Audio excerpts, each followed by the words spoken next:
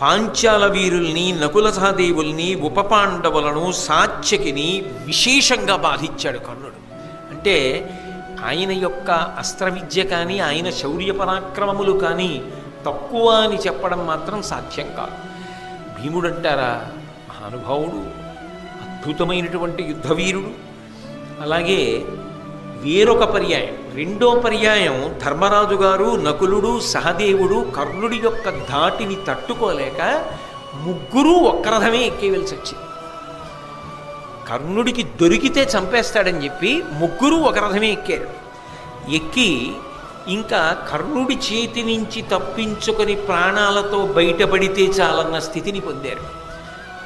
కుంతీదేవికి ఇచ్చినటువంటి మాట జ్ఞాపకానికి వచ్చి రెండో మాట దొరికిన ధర్మరాజుని, నకులుణ్ణి, సహదేవుణ్ణి మాత్రం చంపలేదు.